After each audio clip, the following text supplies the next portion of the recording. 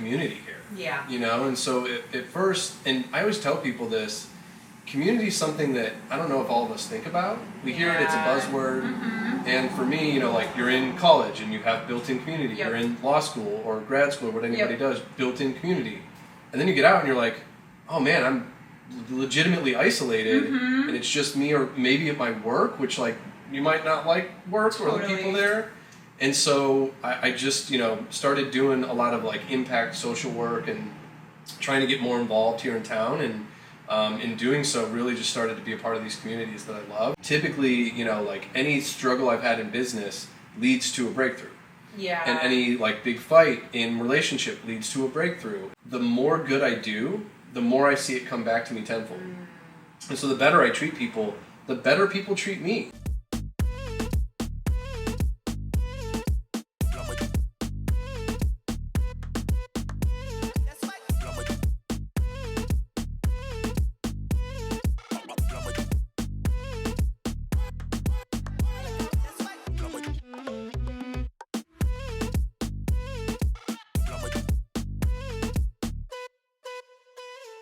Do it. All right, so welcome to Now Departing Ordinary. Thank you for joining me today. Do you want to go ahead and introduce yourself and tell us about what you do, where you're from? Sure, yeah. So Sam Mazzeo, I run a law firm here in San Diego.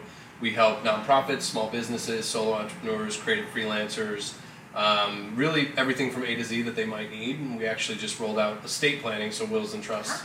Okay. Kind of natural. Our clients, you know, we set them up with a business, then they maybe get married, and then they have a business to protect, and they have kids they want to give it to, and so decided to start doing that for them as well, kind of more full service. And right now we're actually in my girlfriend's workspace. This is Nalu Healing Arts, and this is kind of the apothecary section, but it's an acupuncture, wellness, massage studio, which is just magic and beautiful and way cooler looking than my office. And yeah, I'm from Arizona originally, Phoenix. Kind of always felt like one of these things is not like the others there, and knew I wanted to end up in California. San Francisco was the original choice, but the universe had other plans, and I've been in San Diego now for about 15 years. Wow. Yeah. So how did you end up in San Diego? Yeah, so I applied to probably like every law school in California and several across the country, and this one said, we'll give you a full ride. And a lot of the other ones said, no, you're actually a criminal, because I got arrested a fair amount of times in undergrad. And the rest of them being, you know, mildly religious as law schools or grad schools, didn't like that. And the one here didn't seem to care, gave me a full ride, and it was downtown in San Diego, which I, you know, vacationed growing up, and it was kind of a no-brainer. That's amazing. Yeah. Okay, so you came here for law school and you stuck around because of the good vibes, the great weather, I'm assuming? Yeah, I mean, San Diego is just, the weather's great, of course, like that's the obvious thing, and then just really like built community here. Yeah. You know, and so at first, and I always tell people this, community is something that I don't know if all of us think about. We hear it, it's a buzzword, and for me, you know, like you're in college and you have built-in community. You're in law school or grad school, what anybody does, built-in community.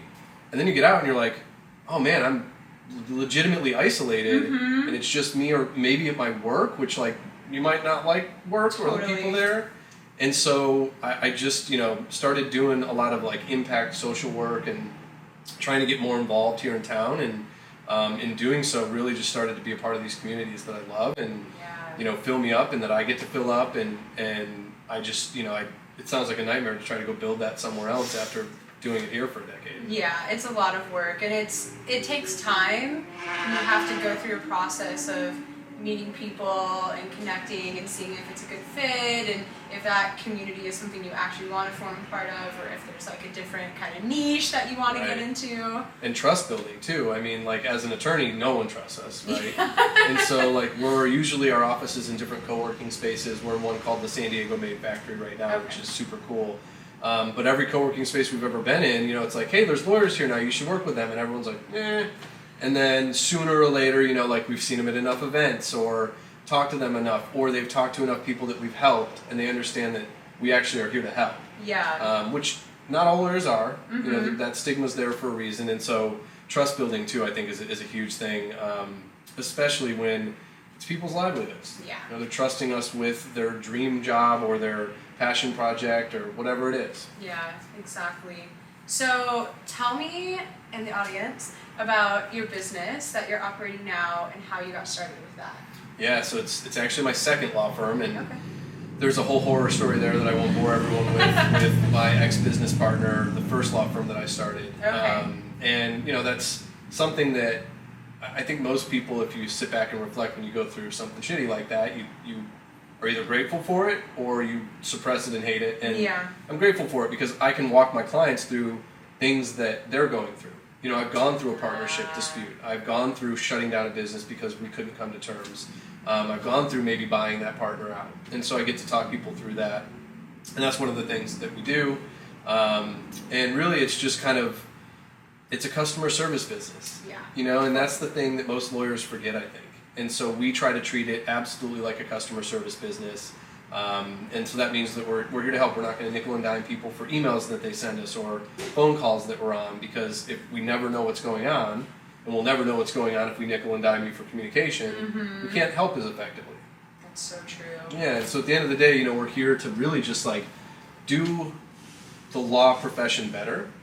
That's why we're called Better. And really like not even just for the sake of being the anti-lawyer, like we want to do it differently because we show up differently, both my business partner and I, and so that's just sort of a natural way for us to show up in our day-to-day as who we are, rather than, you know, put on a three-piece suit and go be this other person all day, and then think that the you, when you come home, is the real you, when like you're at work more than you're at home a lot of the time, and especially those lawyers that work 80 hours a week, right? So for us, it's really just like, how can we help and how can we educate? And so, like, you know, before we got started here, we're talking about lighting and camera equipment, and I know about all that stuff because we have 120 videos on YouTube that people can watch that are 3 to 10 minutes long that help them with legal topics. Amazing. Yeah, it's education, because if they feel more confident about the decisions they're making for their business, they feel better about it. And also, if they've watched those videos and we're speaking the same language, it's all easier. It goes better. It just flows. Yeah, it's like giving someone an introductory course before starting the actual class. 100%. And we're rolling out a teachable course right now that's going to be HR focused. Because we have so much overlap with like HR and accounting and CPA work, and so we try to stay in our lane as attorneys, partly because of malpractice and all the things, but we know enough that we can help. And so my business partner is rolling out a like, I think 30 or 40 module teachable course that people can pay for and go through and really learn how to like be a really good HR professional and have really good HR and like labor law compliance in their workplace. Okay. I mean, that's very valuable because it's from like a legal perspective. And that's something that you don't always get. It's more of like this trying to comply with the rules type of a niche, and that comes across as very dry and difficult to consume. So it's like you're kind of doubling up on the value by doing it from that perspective. Yeah, sometimes people call it like soft skills, which is like the people skills, which we should rename that to something more respectful, because people skills maybe are the most important in my opinion. But yeah, I think it's going to kind of bridge that gap a little bit for us, and we're pretty excited about it. That's awesome. Yeah.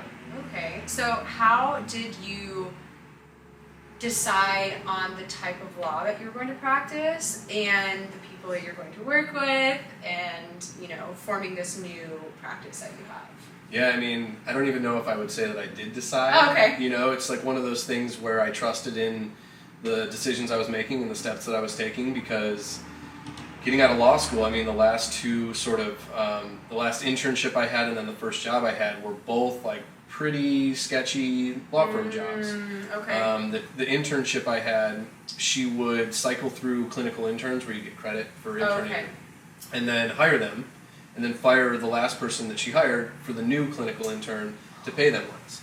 And she had done that, I think, like 3 times by the time she got to me, and so when she let me go, I let my school know. I was a tattletale, because it's not, you know, you like think that's going to be your home, your job after law school. And so they pulled the rug out like that, and so that happened a few times. And then the law firm I ended up at was just, they defended the merchant processing companies. Like now we have Square and all those things, and it's not that same world, but back when it was the little machine, you still see like gas stations. This company we defended would like defraud people into the contracts and like forge the contracts and just like all this crazy stuff, and we had to defend them. And so for the first year of my profession, like after law school, you know, all this debt, worked so hard past the bar. I hated my life. Ugh. Didn't get out of bed on the weekends. And then ultimately left there and started as an unpaid intern. It's still in a ton of debt to this day, but especially then. And at Invisible Children, a nonprofit organization that tried to stop the longest running conflict in Africa that was kidnapping kids and making them soldiers. And so working there, it was all people around our age, like using their degrees for different things, and ultimately ended up with the general counsel from there, starting the first law firm that I had, the one that we had the partnership dispute. But we had that law firm for a good 5 or 6 years, which 3 or 4 were great. And it was just something where we were really lucky that Invisible Children was such a big organization, had so many people involved that went out and did really cool stuff after that, because that organization kind of sunset here in San Diego and became a lobbying organization in DC. Okay. And so it really just sort of she approached me about starting the law firm to help other nonprofits.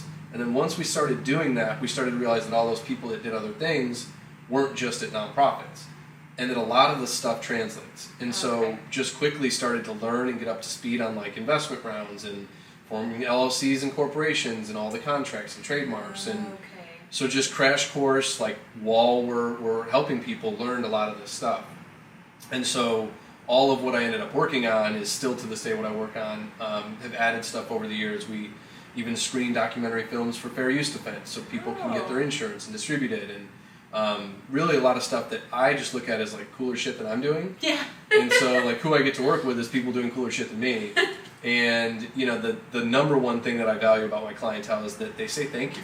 Yeah. There's so many lawyer jobs and so many professions where people just expect you to do the thing and they don't have any gratitude and you're just a number or a vendor. And I'm really, really thankful that a lot of our clients know that we're humans, treat us that way, and partially probably because we do, right? And it's something that kind of feeds on itself. And and so we work with all different types of people, a lot of therapists. Oh, okay. So we worked with one at one point, they put us on the message board, now we have 100 therapy clients. Wow. Yeah, and so our clientele is a third nonprofits, setting them up or helping them along the way, and then we probably have another third that's small and medium-sized businesses, whether that's design agencies or filmmakers or therapists, and then the other third is probably just freelance creatives and entrepreneurs. Okay. Yeah. That's a really cool mix of people. Yeah, I'm not complaining. Yeah, that's fun. I mean, all those people need someone that's supporting that specific role. And myself, I am eventually going to need this also. And it's I don't want to do that. Totally. I don't want to take, there's so many hats that you have to wear as an entrepreneur or creator or, someone who's running any type of business, be that under your name or otherwise. But it's you really want someone to take care of that the right way. Totally, and I mean, that's the key too, is recognizing it takes some awareness and it takes some courage to recognize what you don't do well, or that you might not know things, and then hire people to do it, right? And that's the story of how I got to where I was. It was just trusting that the certain steps that I took were going to work, and part of that is trusting the community around me, and that's what you have to do to be successful in business. You have to trust folks around you that are going to help you, and even my girlfriend, we're here in her space, and she just hired a consultant to come in and she's killing it, but she hired someone to come in and refine that stuff. And you just, and that grows out of her recognizing that that's what she needs at this moment. Yeah. And that's always when I see that light bulb go on for my clients and they recognize that they are willing to pay us for something because they see the value in it, that's the best. Yeah. Yeah.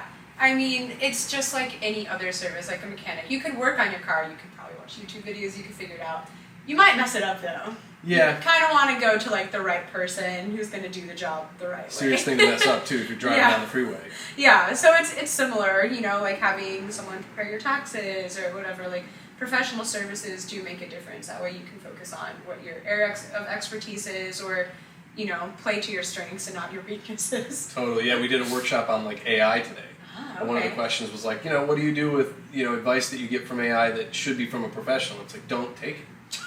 That little machine is not someone that went to school for 16 years to be able to advise you on that, and plus all the million other things that if we're paying attention we now know are wrong with AI, but could be a good tool, but it's a tool. Yeah. It's not an advisor, it's not a trusted advisor. Yeah, exactly. So you were talking about community. So do you want to share a little bit about the communities, some of them or all of them, because I know you're in a lot of them, that you form a part of and that you derive a lot of joy and connection from? Totally, yeah. So, I mean, one of my favorite ones, I just spoke at this one, it's actually where we met, is Creative Mornings.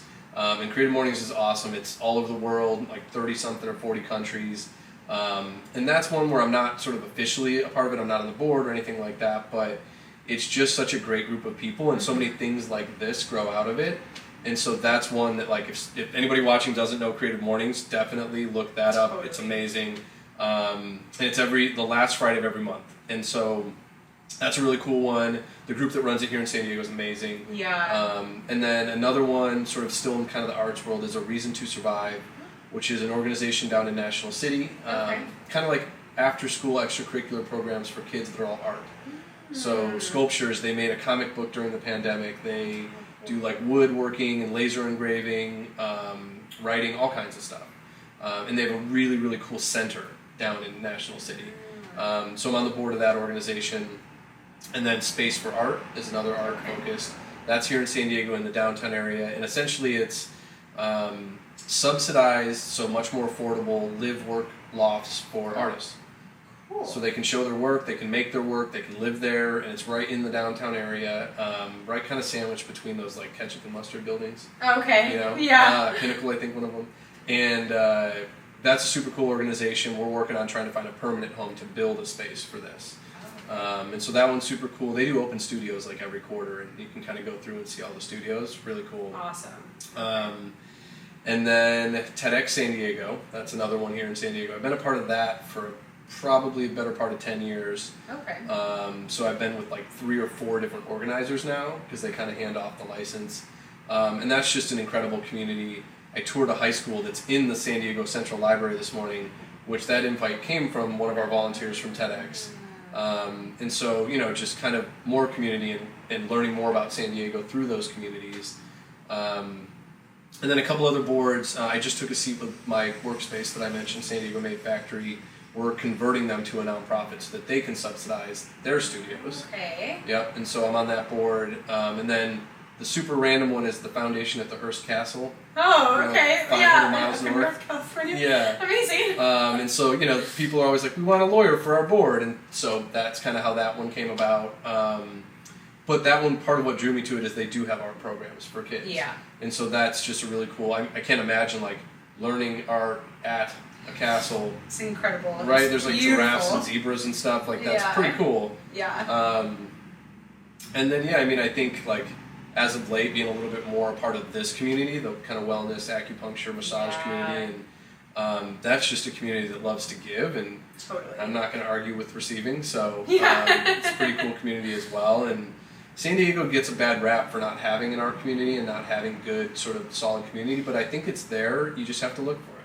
Yeah, I mean, San Diego does lack certain elements of culture compared to Los Angeles, which is right up the street, so it kind of makes sense. Right. But San Diego, I feel like, has a lot of community that is based around wellness and spirituality and things like that. And I'm sure Los Angeles has a lot of that too, but I feel like by the nature of San Diego being a bit more slow paced and more of like a beach town, that culture and that community is more prevalent here. I think so. Because it's a little bit more grounded. And I think that's the key, right? Like, here in San Diego, there's just this aspect of like casual, relaxed, but like still get your shit done. Mm-hmm. And like LA, there's that element of like some of it's kind of vapid, it's not genuine, and it may be amazing art and amazing like subculture, but you have to wade through the fake stuff. Yeah. And I feel like there's less of that here. Yeah. Not none, but less. But less. Yeah, I totally agree. It's just things have a little bit more room to breathe here. Yeah. I mean, you drive up to LA and you're like stressed because traffic and even the lanes are more narrow there. I don't know if you noticed that. I'm stressed thinking about it. Yeah. It's just a lot of stimulation and things cost a lot and everything moves really fast, so it's kind of the energy of the city like lends itself to people being like really like hustle grind. Right.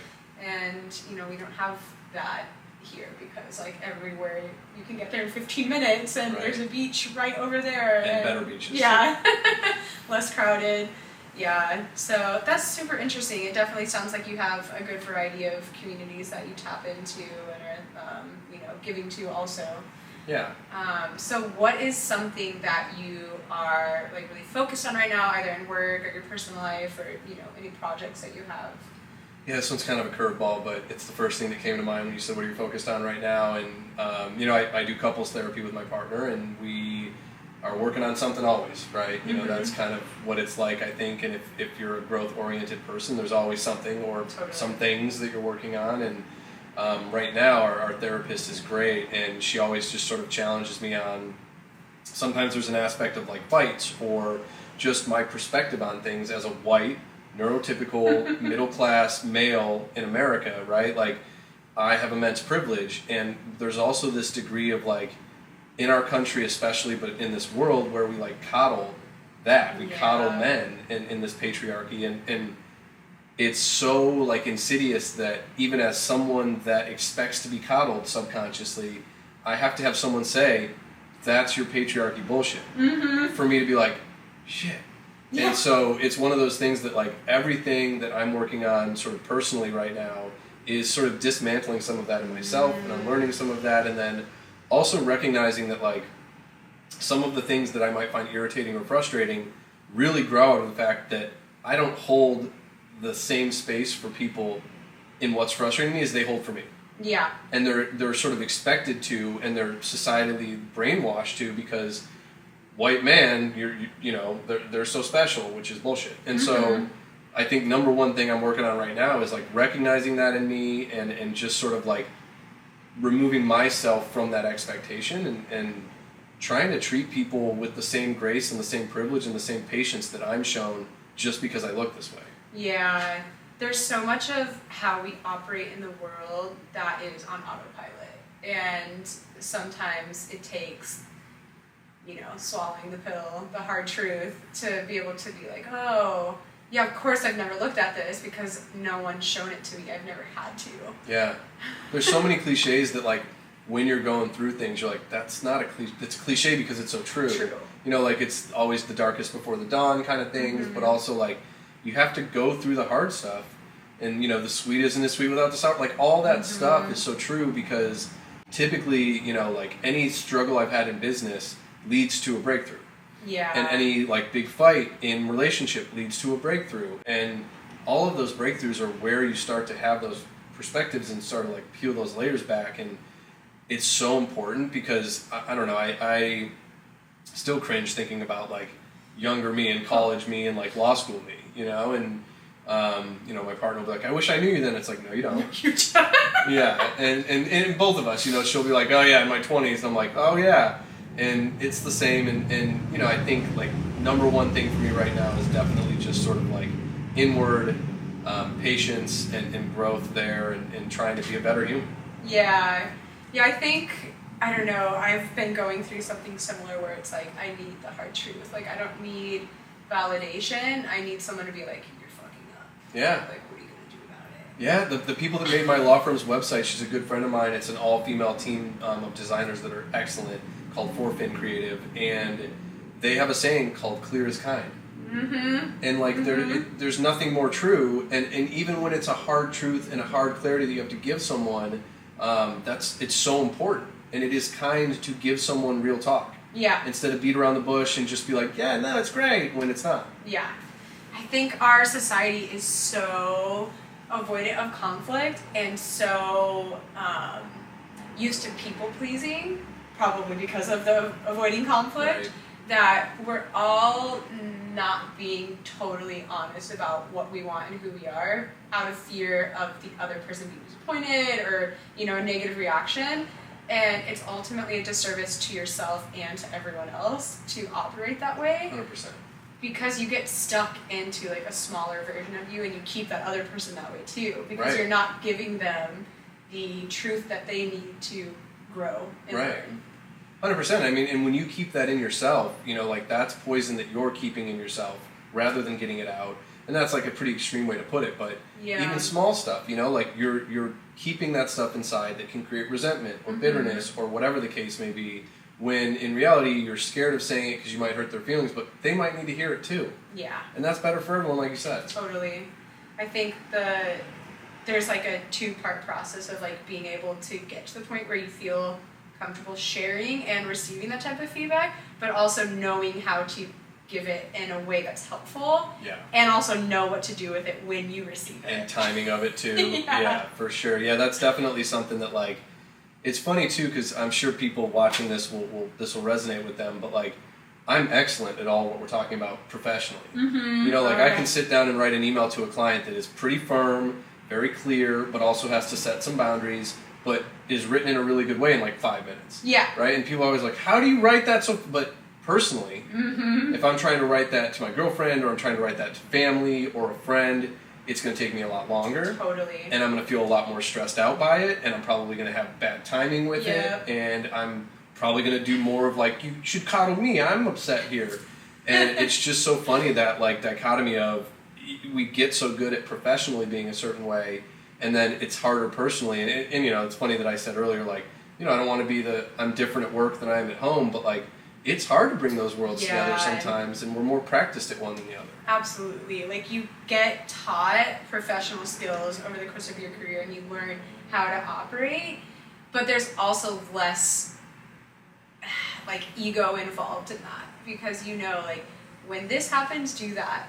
But in a relationship, it's like all these extra layers where you're like, you could totally destroy me. And you can bail, right? Yeah. Like, relationship, there's always an escape hatch, the easy way out, and you know, we forget that, like, relationships are a mirror. You're holding a mirror up to each partner, and so the easy thing is to just get rid of the mirror and bail. Yeah. Which you can't, you know, I guess you can do that in work, you can leave your job and go to another one, but you're still working, right? And with it being your livelihood and, like, how you make money, it's like, well, I have to be good at this. Yeah. Rather than like, oh, I'm out, I'm gonna bail. And so I think there's a degree of that, too. Yeah, that's so interesting. You do have sort of a responsibility, partially to yourself for your salary, but also to the people that you work with. You can't just take off like that for the most part. And you totally can with confronting with challenging things in a relationship. Totally. I mean, as an attorney, we can go to jail if we just bail on a client in certain circumstances. Yeah. So it's a pretty significant thing. I did a little podcast for, like, other lawyers recently, and the host was talking about how we're trusted advisors. And I straight up said, I don't know that all of our profession takes that seriously. You know, like, I take it very seriously that if people trust us and they ask us for advice, or they ask us for referrals to other people, like, that's not something we take lightly. Whereas I think other lawyers, like, to the point I made earlier, you know, every client's a number, and they're a dollar amount, and they're a revenue, and that certainly doesn't take into account being a trusted advisor to that person if they're just a paycheck to you. Yeah. Unfortunately. I mean, yeah, because you're looking at them as numbers in a ledger, and not as the person that's providing those numbers. Right. And that's where you get, like, the kind of rote, like, oh yeah, we'll just give you that agreement that we drafted for that client, rather than making something for them, and understanding their actual circumstances, which is what it's all about, really, at the end of the day. Yeah. So how, like, operating from that space, have you always thought of it like that, or has it come with time, and how has that affected your business when, like, working with the variety of people that you do work with? Yeah, it's a good question. I think, you know, early on, probably in the first couple internships and, like, first position that I had, I just didn't know better, you know, and I remember thinking in that first job that I hated, you know, wow, this was $190,000 in debt, that I hate doing this, and what am I going to do about it? Like, I don't want to be a lawyer. And originally went to law school wanting to be a sports agent, not because of Jerry Maguire, just because I had played sports growing up and wanted to be part of that world, and quickly realized that that industry too was something I didn't want to be a part of. Because at the time it was like, when we were hearing a lot more about, like, athletes beating up their wives, or like, and I'm not trying to represent people like that in the first place, but also wake up at 3 a.m. with a phone call from them and have to deal with that, or deal with other sports agents that are skeezy and whatever. And so that's one of those things where it's like, it's such a windy path to get to how you think and perceive things, but we're constantly evolving too. And so I think as time went on, you know, once I started the first law firm, I actually owe it to her that she wanted to be very different. Okay. And so in that first law firm, it was like, we took time to step back and say, why is it done that way as a law firm? Why is it done that way? And so a lot of the things, we were like, cannot think of a good reason why you charge upfront retainers. Like, yeah, people might ghost you on a bill, but at the end of the day, I want to trust people and expect that who I'm working with trusts us, and that means they'll pay me. Mm-hmm. And so I don't need to do an upfront retainer. That's money that they should have to do the work that they need to do. Yeah. I'm not going to nickel and dime everyone like I was talking about. Why do that other than to line your pockets? Yeah. And there's plenty of money to go around, really, so there's no need for that either. And just really questioning everything, and one of those things was looking back at different law positions and jobs and just feeling that lack of human touch. Yeah. And like, even I mentioned I got arrested a bunch in undergrad, like dealing with lawyers and dealing with them, it felt very much like I was just a case number to them, you know, and they didn't care, and it's my livelihood, like not my livelihood, my freedom, really. Like, you know, there's jail involved, and so to feel that way from them was really, really demeaning, and like an experience that I would never want to replicate for anyone else. And so as time has gone on, I think part of it's those communities. Yeah. Those communities really emphasize like be good humans and be good to each other, and it would be absurd to like be in those communities and seeping in those and soaking that in and you know, growing as a human, and then be like, well, but for work you're just a number. Yeah. You know, and the reality of it is, you know, when I spoke at Creative Mornings earlier this year, I told everyone, like, the more good I do, the more I see it come back to me tenfold. And so the better I treat people, the better people treat me. Mm-hmm. And that the way I said it sounds selfish, but there's a degree of selfishness in it. Yeah, of course. It feels good to be treated well, and it feels good to treat people well. Mm-hmm. So both of those are self-motivated, but at the end of the day, they also benefit others, and that's how it should all be. Otherness and humanness, right? Like in our region, being so immersed in different cultures and different types of people, that you don't have, I think, that same degree of like otherness here. Yeah. We do with the homelessness, unfortunately. Totally. Which is something that I work a lot in, and it bums me out. And I actually, like, specifically when I go into work, I live in Point Loma and my office is in Logan Heights, and so I go through the downtown area to go through that because the first part of my ride is beautiful. Yeah. The view of downtown over the water. I usually have music on the motorcycle, it's awesome. And then the freeway is kind of fun on the motorcycle, but then it's like right into the homelessness. And I like doing that, despite the fact that I don't like having that in my face, but I like doing that because I don't want to be someone that every day blissfully goes into my office loving San Diego and not recognizing that we have that too. Yeah, like the reality of San Diego. Totally, yeah. And I mean, I've worked on homelessness and housing for 10, 12 years here, and we could make more progress than we do if our politicians wanted to, and if all of the different organizations and the services would coordinate. Yeah. And unfortunately, that just doesn't seem to happen. And so, you know, who suffers from that are the people that are on the street. Yeah. And even like, you know, we're talking about Burning Man, like I was getting frustrated that it's like, there's so many news stories on Burning Man, and there's other people that are in the storm, in the mud, that don't have a home to go to and didn't have a private runway put up for them to get there, you know? And so it's like, don't get me wrong, I love a good festival. I love going and doing some drugs in the wilderness, but like, that bums me out because it's like we have people that are stuck in the rain. Legitimately, yeah. I mean, it's so funny to be part of a news story. Right. Because you're on the inside and you're seeing what they're sharing. You're like, it's not that bad. Like, all of the people that got stuck in the mud could have not done that. Right. And like, you know, some people did prepare food and water only for a certain number of days. But there were thousands of people around that would have happily shared food and water with everyone else. So it wasn't really that dire for most people. Of course, for some, like if you need medications or you have like a health condition or something, like it could be. But for the majority of people at Burning Man, that was not the case. And so it was silly that they were like, oh, we need to like rescue these people. It's like, people can get out on their own if they need, like Diplo. He hitchhiked and got a ride. Like, okay, he probably has a show somewhere that is paying him like $1 million or something to perform. So he can wreck whatever car he's getting out of there. Yeah, exactly. Like, it's worth it for him to do that. Most everyone else, probably not. And imagine if that community atmosphere and like that willingness to share was what we offered homeless people. Totally. Right? Like, those are humans. They're our neighbors. And frankly, like, I think the number is like 2 out of 5 are veterans. Wow. It might even be more than that. And Yeah. that is like horrendous to think about.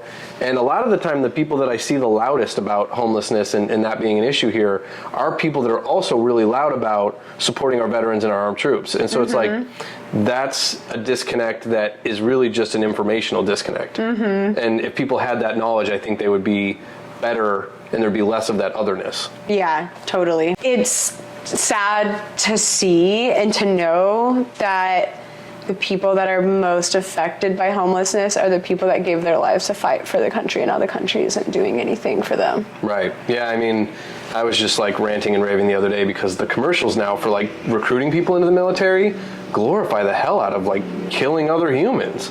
You know, they're like, there's one where they're in a tank and they're showing them give all the commands and fire off the missile, and they're like, look at how cool this could be. And I'm like, they just killed people. Yeah.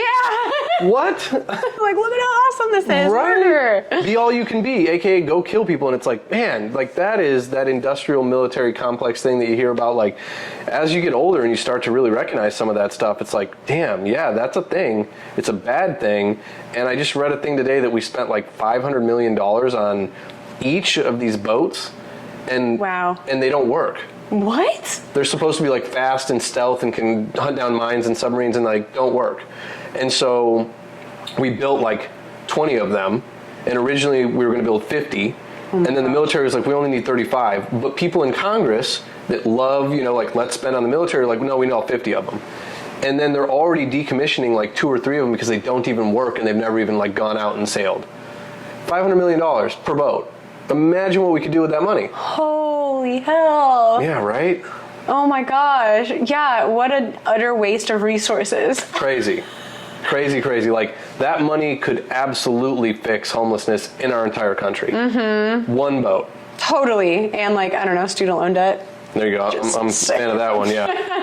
Yeah, I'm a little salty about that as a person who also has an extreme amount of student loan debt from various college degrees. It's like, the arguments, and I don't even want to get into it because it's such like a heated debate, but right. It's just some of the things people say when you like really spell it out for them and like what they're actually saying, it's like, you just don't care about people being able to like live a normal middle class life or even like lower class life. Totally. And it's that otherness, you know, they see themselves and they're like, why can't you this? Why can't you do this or be this? And people don't understand that like privilege, you know, as we started with what I've been afforded in my life, like my starting point was further ahead than other people and I had less obstacles in my way. Yeah. And people can't recognize that. And the funny thing is like a lot of those people that have those arguments against student loan forgiveness are the same people that got pandemic funding that is forgiven.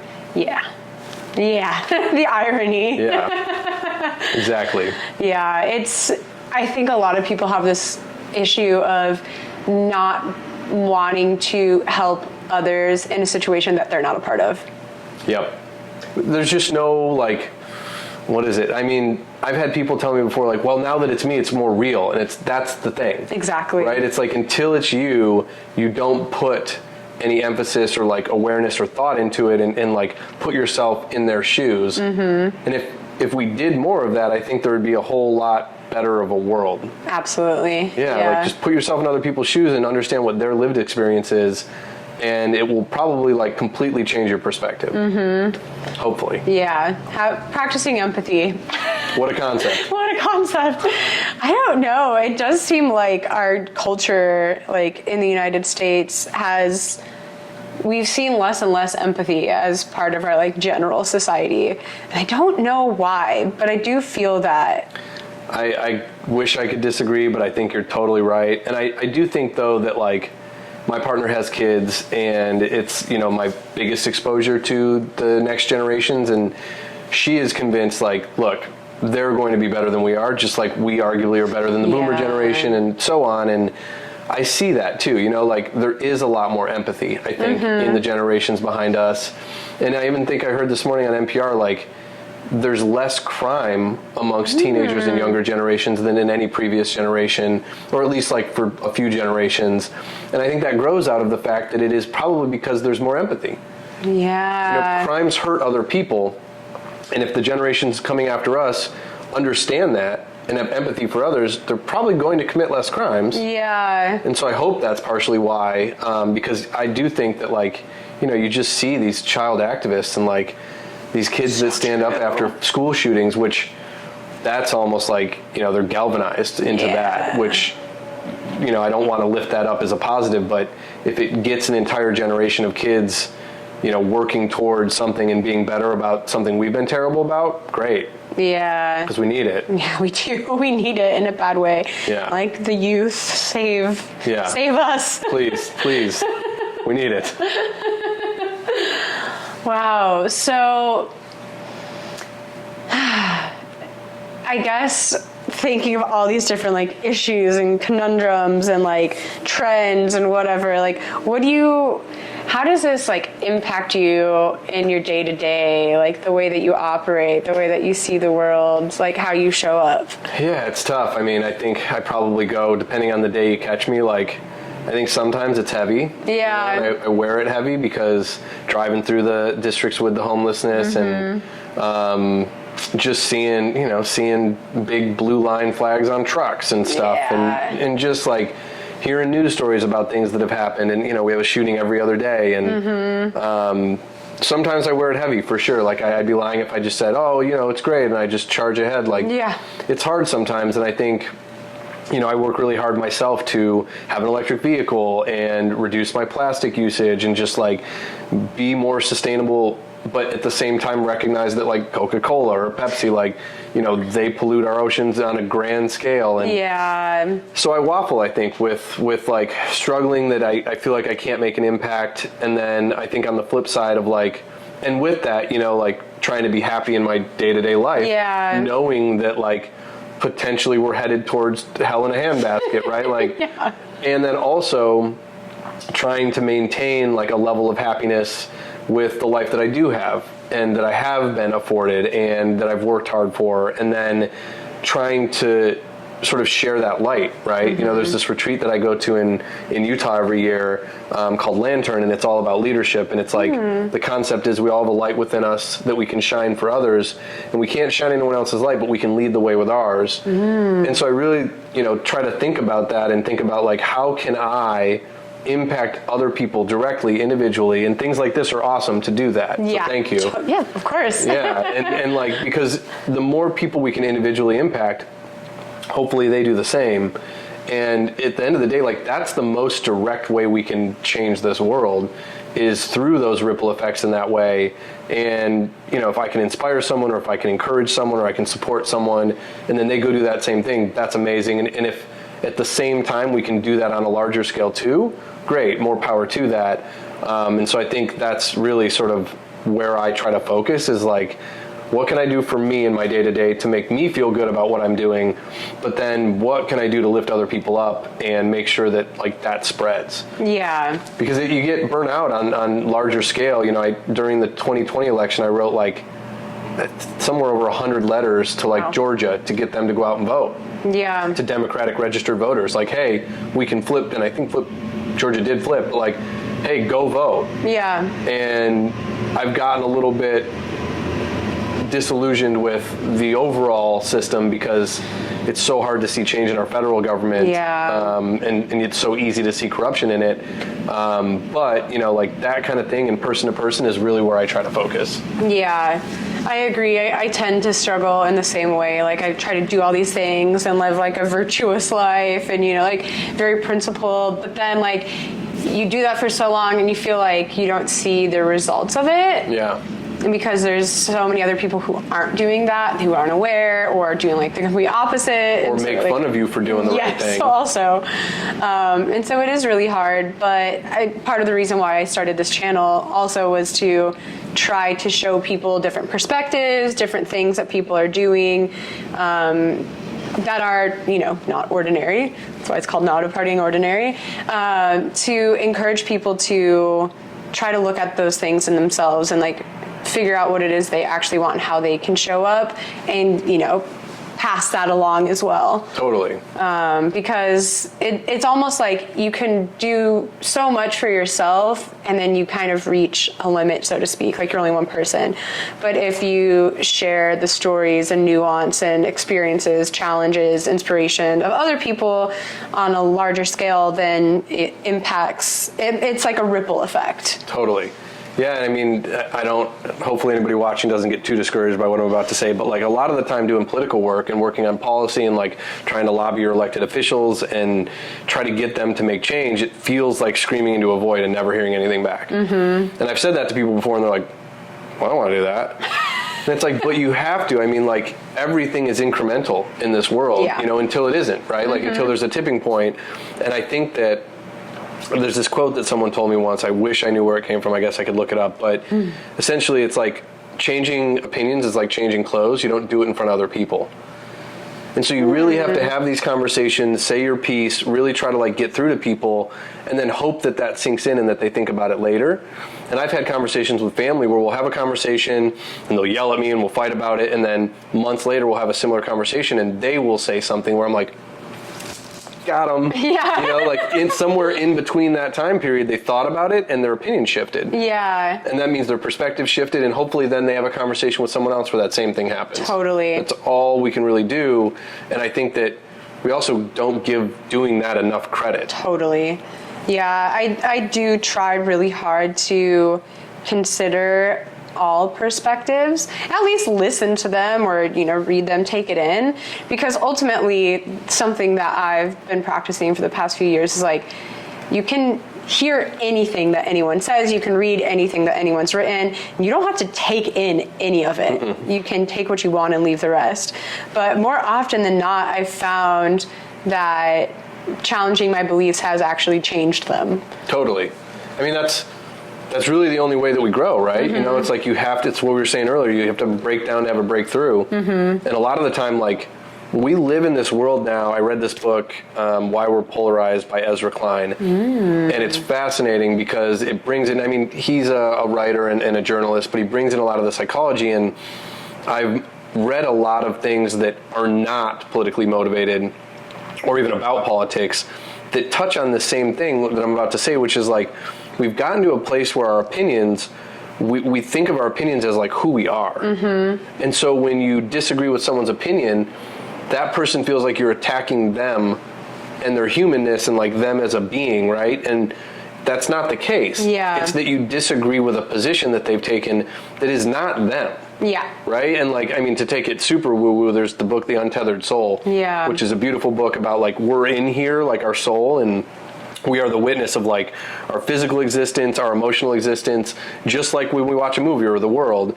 And if you take it from that perspective, like none of the things that we think and believe and do are us.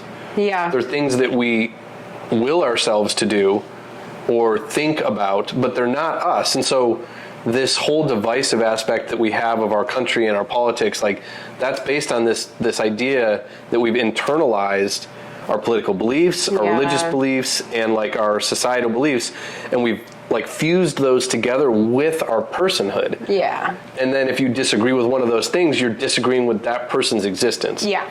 And that's just not it. That's not true. And so like the more we can peel that back and the more we can recognize that like, no, an opinion is something that can change. Yeah. And it's something that I should hear because maybe I'll change, the less we have that like vehement defense of an opinion as though it's you're human. Yeah, like rigidity and trying to defend who you are based on the information that you've received. They could have been wrong. Yeah. Right? Like that's the other thing is like we are not that discerning. No. as animals, like, you know, like a bee knows what flowers to go to and which one doesn't.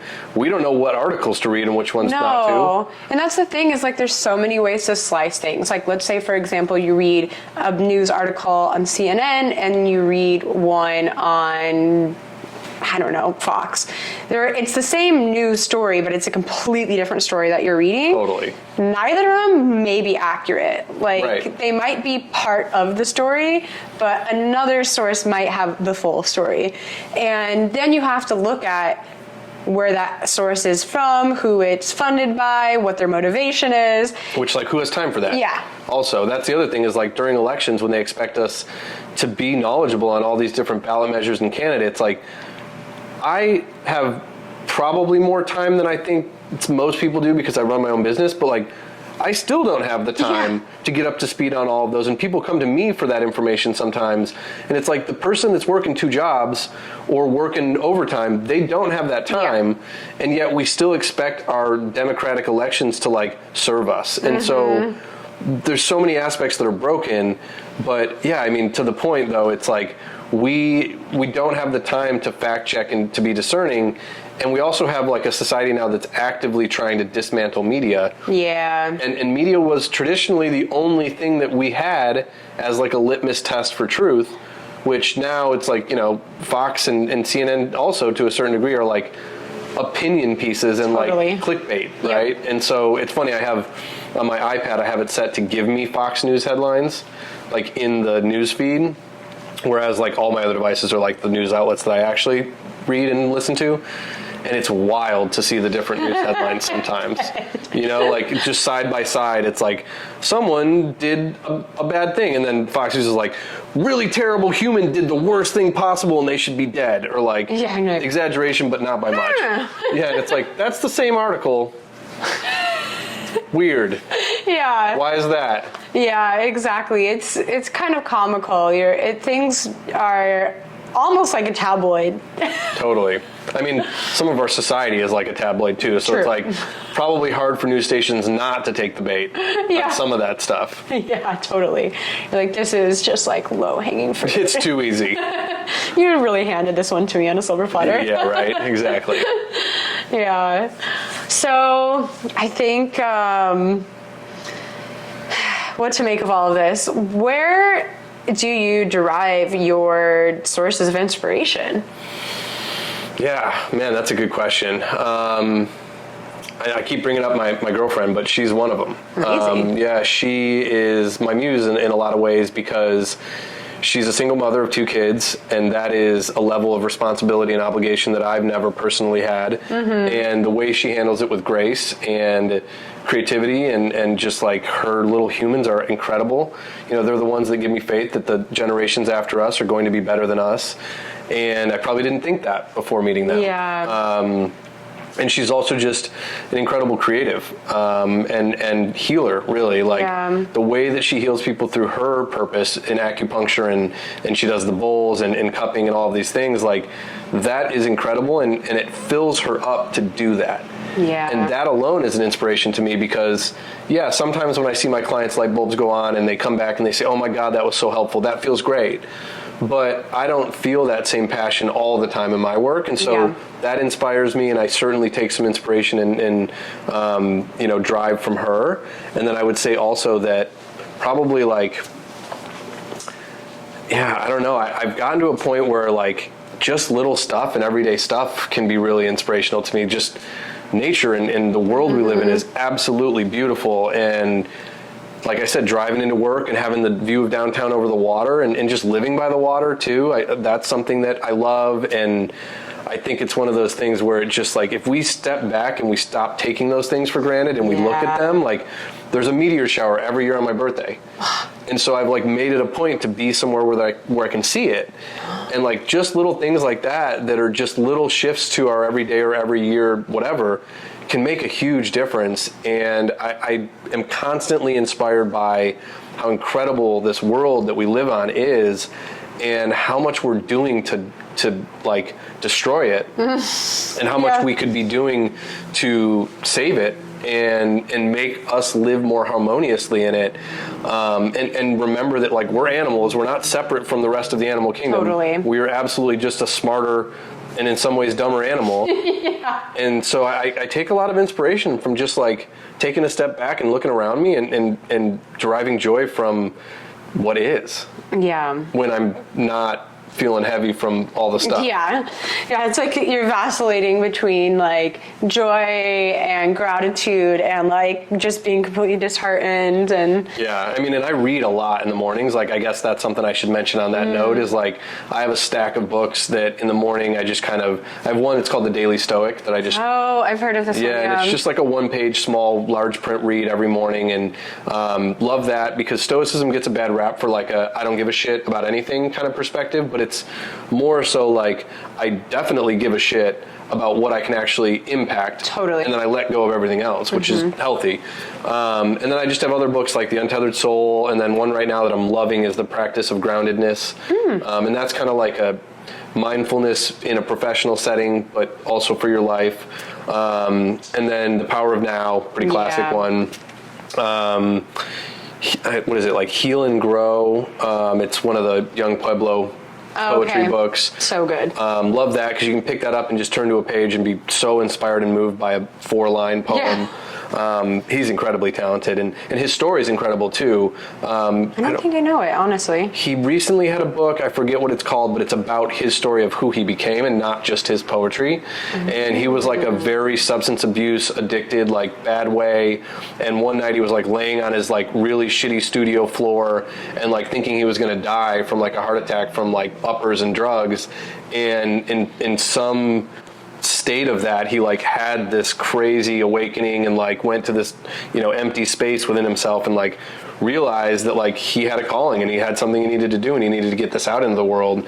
And so it's just like trying to draw inspiration from people that have experienced those things. And reading is something that, I'll be honest, like as an attorney, all the schooling and how much I read every day. I was not a voracious reader until like the last couple of years. Okay. And what resulted in that was I actually did ketamine therapy. Okay. And ketamine therapy really snapped me out of the only depression I've ever been in. Wow. And when I did it, it's like, don't do drugs or drink for like a few days afterwards so your brain can kind of like rechemistry itself.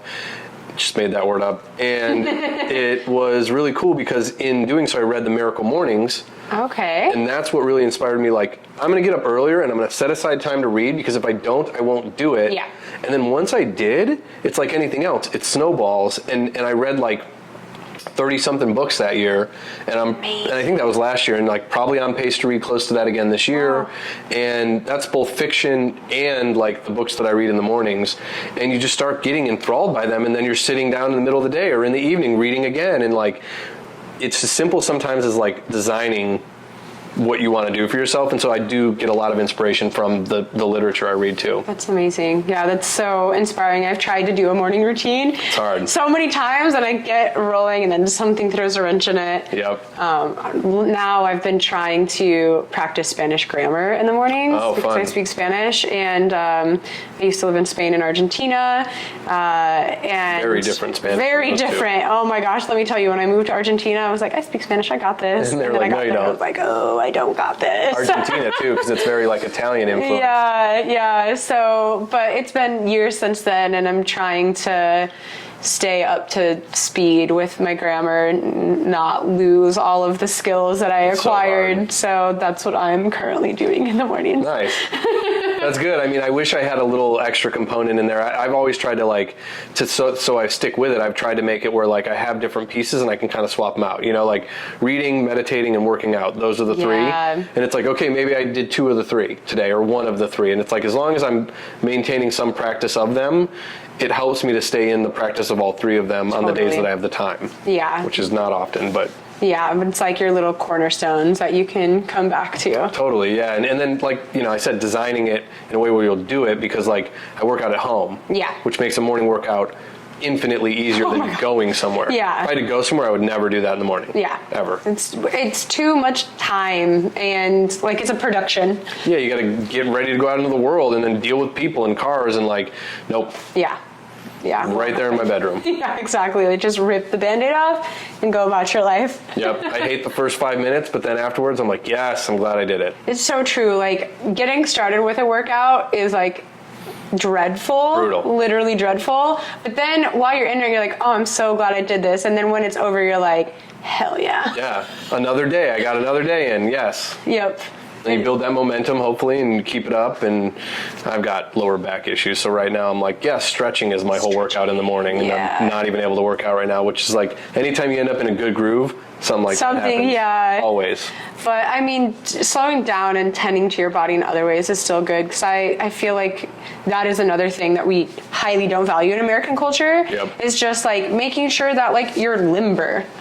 Totally. Like, most people probably don't even know what that word means. No, and like, don't recognize the value in it, for sure, you're right. And like, that's another reason why I'm so thankful to be a part of this community, and like, that we're in this space right now, because the event center in the back, yoga, Pilates, all kinds of different things. There's a moon circle here tomorrow night where she does community acupuncture and sound healing. Cool. Yeah, and then like, you write down stuff you're grateful for, stuff you want to release, and it's, there's being limber in your body, but what we've talked about a lot today is being flexible and limber with your perspective in your mind. Totally. And like, it all goes together so well, because when you move your body, it moves energy, and then that moves your thoughts, and like, that all goes together so beautifully when you get going. Yeah, I recently was sick. I was dehydrated, actually, at Burning Man. Go figure. Fair enough. And I just felt so terrible. And I was watching people around me just having a blast, even just like being in the mud. And I was like, I want to be like that. But I was in like physical pain, really. And it just made me realize, wow, like, how you feel physically does affect how you feel mentally so much. 100%. And it gave me a lot of empathy for people who struggle with like chronic health conditions and chronic pain, because if you're struggling physically on that level all the time, like, I can't imagine being able to think clearly and like operate from a place of mental clarity when you're like struggling. Yeah, totally. I mean, and we've talked a lot about different things today, and like, there's even that aspect of like ableist society where we don't even take that into account. We don't think about that. Like, ADA compliance is an afterthought a lot of the time. And when I have my back stuff, it was really bad last year, and of course I'll mention here again, she like fixed me with her acupuncture and everything, but the reality of it when it happened was I couldn't lift stuff up, I could barely walk, and it is so discouraging. And I remember sitting on my apartment floor crying a couple times, because like, I couldn't even get my bedspread into the washer. And to be dealing with that chronically and like all the time sounds like a nightmare, and we don't have a lot of stuff that helps people with that either. And so it's a scary thought. And yeah, I mean, I totally get that, because just anything, the prospect of doing anything when you're physically in pain is impossible. Yeah, it's like you're so far removed from being able to complete it, because there's way more like roadblocks in the way. And we should lift more people up that are out there with their disabilities doing things and like creating change, because it is extra hard compared to what we're used to. And yet we just kind of look at it and we're like, oh, that's great. And it's like, no, that's fucking amazing. Yeah. And it's like, let's lift that up more. Yeah, absolutely. So, if you had any piece of advice for someone who wants to do something similar to you, either professionally or personally, or, in terms of community also, what advice would you give someone? Yeah, that's a good one. I'm just going to keep going with the first thing that comes to mind. So one of the things that I love lately is when you point a finger, there's 3 pointing back at you. And it's so good, right? And it's something that I have been thinking about a lot lately, because a lot of the time we just have this tendency to blame, right? And I think that we would all be better served, and we would all get further in life if we looked at ourselves first. And I'm not going to sit here and say like that's how I got where I am. I would say that I got where I am by just privilege again, but also like trusting in myself and trusting the process of what I'm deciding to do. And I've never been someone that was like, I have this end goal in mind. It was more like trusting and trying to make good decisions, every little decision and the big ones too, but also giving yourself some grace when maybe that decision doesn't go so well, or it doesn't go out as you planned and it isn't as expected. But, looking at yourself first, because we have everything we need within us to do whatever it is that we want to do. And I think that this also goes for like, if you're looking and you're blaming someone like, oh, I didn't get to do that because of them. Well, look back at yourself first. But it also goes for, oh man, they do so well. That's so cool. I wish I could be like that. you can. Yeah. Right? Like, look back at yourself and just take the step. So that would be the other thing I would say is just take the first step, right? Like we were talking about, you're like, I just need to get going. Yeah. And that is true of everything. Like, every daunting task I've ever worked on in my life, which it's about to be Halloween season and decorating my place is daunting because I go way too hard. And it's like, once you start, the rest will flow. Yeah. That is true of every contract I've ever worked on for a client. That is true of everything I've ever done that was paralyzing to me at some point. Once I started, the rest flows. Mm-hmm. And so like right now I've got a ghost up out front and I've got like 70 candles inside my place. And like I now, in doing that, like plan the rest of my stuff. Yeah. So it's just another silly example of like, look at yourself first, be aware of who you are, what you can do and what you want to do and like your shortcomings too. Yeah. And then take that first step. Yeah. Just do it. I guess that's Nike's slogan, but don't sue us for infringement. Yeah, and sometimes it's like we said before, some stuff is cliche because it's so true. Yeah. There's actually, like when you were saying this, it made me think of a soundbite, and a lot of people are going to laugh, but it comes from a Bad Bunny song. Nice. I love Bad Bunny. A lot of people know that. But there's this soundbite in a song, and it says, Todos son santos cuando hablan de los pecados ajenos. Okay. Everyone's a saint when they're talking about other people's sins. Awesome.